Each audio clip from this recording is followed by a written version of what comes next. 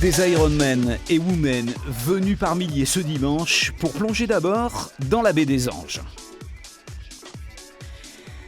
La plupart sont des amateurs et pour beaucoup, Nice, c'est le Graal du triathlon. Impeccable, c'est le plus beau du monde, je suis heureux. Je suis kiné en pédiatrie et je travaille avec des patients handicapés, du coup ça me fait plaisir de le faire pour eux. Il y a toujours deux distances possibles dans l'Iron de Nice, 3 km 8 de natation, 180 en vélo, puis un marathon, ou alors le half, la moitié des kilomètres. Et dans les deux cas cette année, il y avait énormément de premières tentatives. C'est la toute première fois. Premier triathlon. Il y a beaucoup d'émotions, on dirait. Ah ouais. Je pense que je vais encore pleurer un petit peu de temps.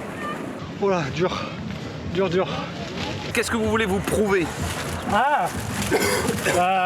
Que j'ai les couilles de le terminer.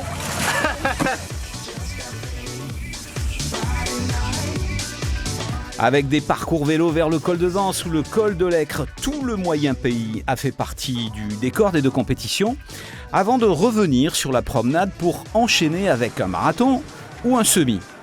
Et le vainqueur du half, c'est Damien Le Ménager, un amateur en pleurs à l'arrivée.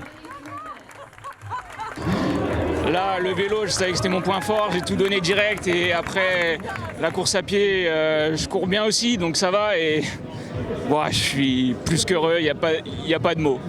Sandra Huon a dominé la même course chez les femmes, tandis que dans l'Iron, le vrai, le maxi, c'est Steven Galibert qui a été l'homme de fer incroyable en 8h40.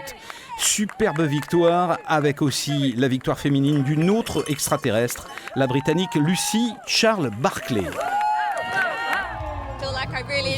La natation, c'était super, vraiment. Le parcours vélo est magnifique, avec des paysages somptueux.